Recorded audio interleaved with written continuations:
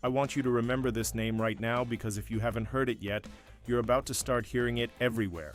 Malachi Lawrence. And if you're a 49ers fan who cares about building the next dominant pass rush in this draft, this is a guy you need to have on your radar immediately. He just went out at the NFL Combine and absolutely lit it up. Defensive linemen and linebackers took the field, and while everyone was locked in on the projected top picks, Lawrence quietly put up one of the most eye-opening performances of the entire group.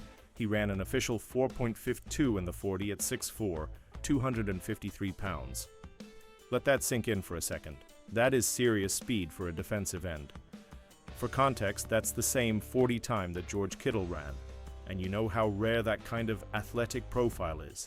And it wasn't just the 40. His 10-yard split was 1.58. His 20-yard split was 2.82. That first step explosion absolutely shows up in those numbers. Then he jumps 40 inches in the vertical, and 10 feet 10 inches in the broad. When you plug all of that into relative athletic score metrics, he ranks 22nd out of over 2,000 defensive linemen tested since the late 1980s. That is elite territory.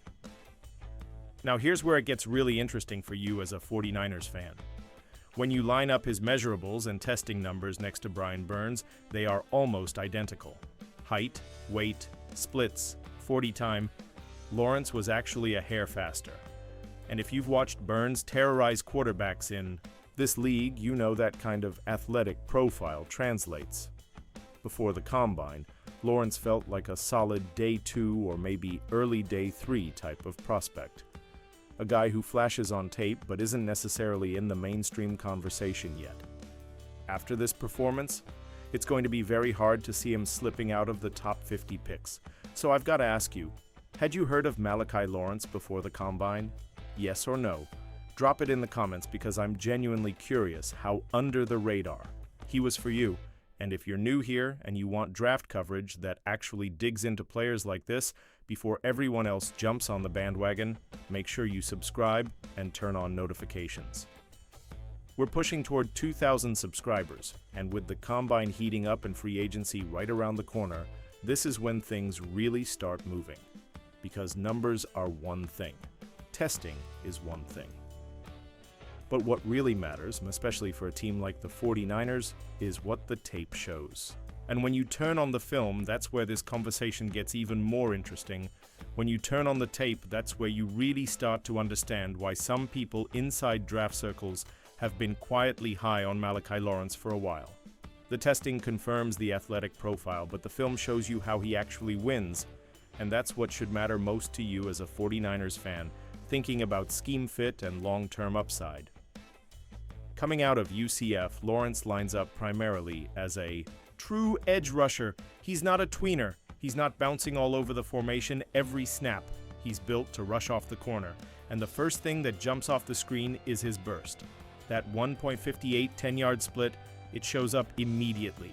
He gets into his rush with urgency. Offensive tackles are forced to open their hips early, and once that happens, he knows how to attack the outside shoulder. His ability to bend the edge is probably my favorite trait. He's not just fast in a straight line, he can flatten to the quarterback and corner without losing much speed. Now, I do want to be fair here. When you compare him to someone like Brian Burns, Burns is more fluid. Burns moves like water around the arc. Lawrence can look a little more rigid at times. That's probably the biggest knock on him from an athletic standpoint. The numbers are elite, but the movement isn't quite as silky. That said, rigidity doesn't mean ineffective. What Lawrence does really well is use his hands. His hand fighting is advanced. He understands how to swipe, how to chop, how to disengage when tackles try to get their punch on him. That's huge. For a young edge rusher, having a pass rush plan matters. He's not just running around the edge hoping his speed wins. There's intention behind what he's doing. Now let's talk projection, because that's where this becomes a real 49ers conversation. Right now, I see him as a pure pass rusher early in his career. If you draft him, you're not asking him to come in and immediately be a full-time 3-down defensive end. You rotate him in on obvious passing downs, you let him attack, you let him hunt. Then over time, maybe you add 8 to 10 pounds to that frame, build him up a little, develop him against the run. That's when he could grow into a true three-down edge. But year one? Let him specialize. Let him do what he does best. And I want to ask you this. When it comes to the draft, what do you prefer? Do you want a polished plug-and-play starter right away? Or do you like betting on high-upside athletes who might need a little development but could pop in a year or two? Drop your answer in the comments because this is the exact type of debate Malachi Lawrence creates. He reminds me a bit of Nick Bonito in terms of developmental trajectory, a guy who might not be the headline name on draft night, might even be buried on a depth chart early, but over time becomes a legitimate NFL pass rusher. And we've seen this story before. Byron Young absolutely blew up the combine with elite testing, and he still ended up going in the third round. Combine dominance doesn't automatically mean first-round lock, but it does mean teams go back to the tape with a different level of attention. And that's what's happening right now with Lawrence. Scouts who maybe had him graded as a fringe day 2 guy are rechecking their boards.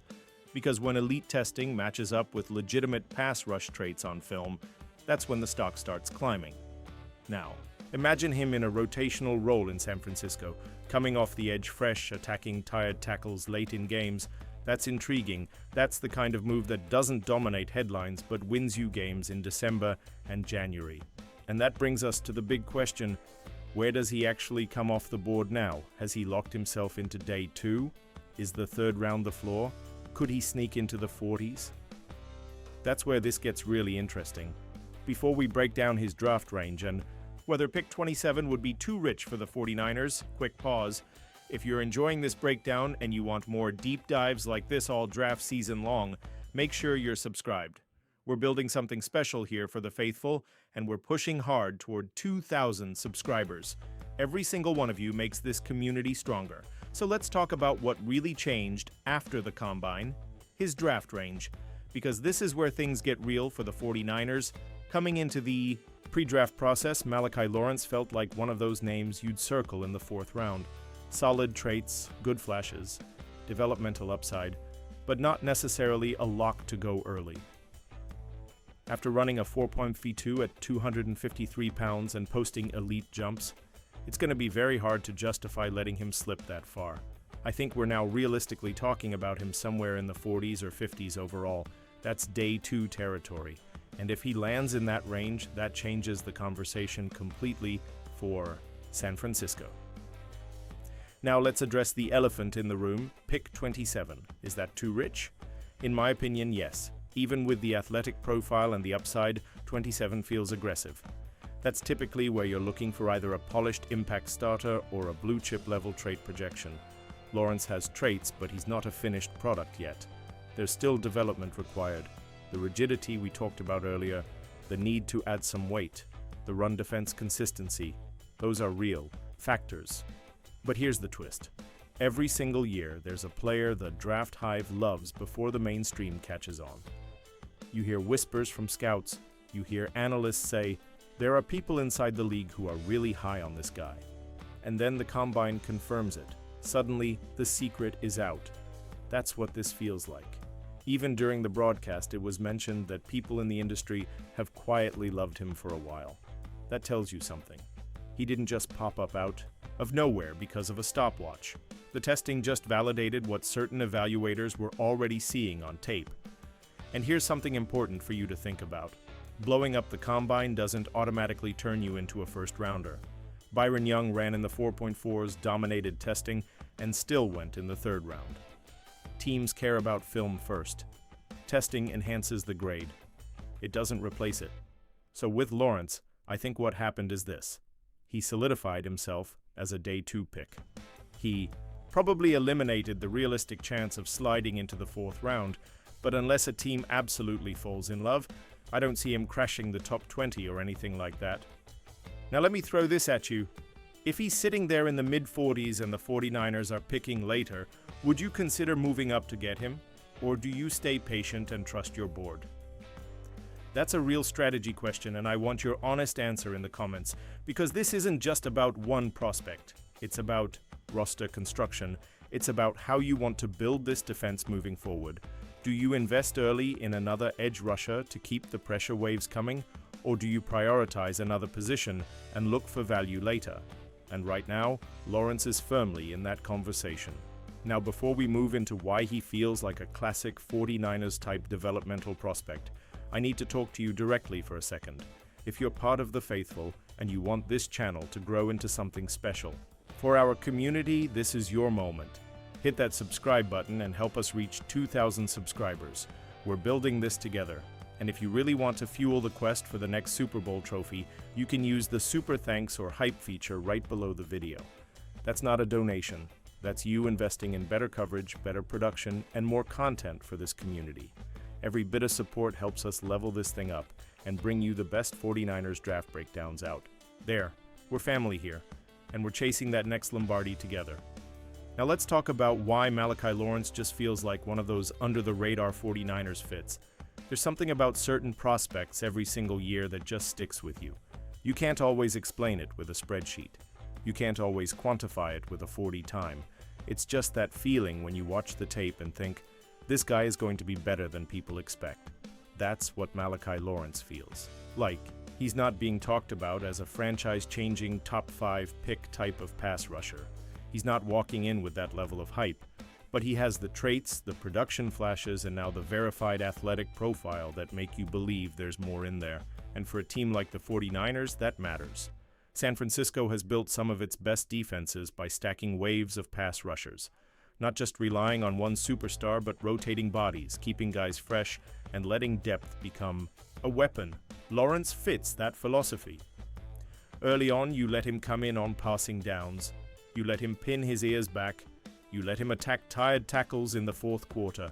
That's how you maximize what he already does well. Then you develop him. You add functional strength. You refine the counters. You help him become more consistent against the run. If he adds even 8 to 10 pounds of good weight without losing that explosiveness, you're talking about a completely different player in year 2 or year 3, and that's why he feels like a 49ers type prospect. Not necessarily the flashy headline pick, not necessarily the name that wins draft night, but the kind of player who, 2 seasons from now, you're watching on a Sunday and saying, how did this guy fall that far? It reminds me of how certain edge rushers enter the league quietly, and then suddenly they're giving you 8, 9, 10 sacks a year. Not because they were instant superstars, but because they were developed properly. So, here's what I want to know from you. If you had to make a player comparison for Malachi Lawrence right now, who would it be? Drop your comp in the comments. Is it Brian Burns stylistically? Is it someone more like Nick Bonitto? Or do you see something completely different? Because the Combine made sure one thing is clear. This isn't a hidden name anymore. The secret's out. Teams are going back to the film. Boards are being adjusted. And the window to grab him at a bargain price might already be. Closing, this is why draft season is so much fun. One workout, one performance, and suddenly a prospect shifts tiers. If you've enjoyed this breakdown and you want more deep dives like this, and especially as free agency kicks off and we get closer to the draft, make sure you're subscribed. Help us hit that 2,000 subscriber goal. This is the time of year where things move fast, and you don't want to miss the next prospect we spotlight. Now let me know, would you draft Malachi Lawrence if he's there on day 2, yes or no? And before we wrap this up, tell me what you'd prefer next.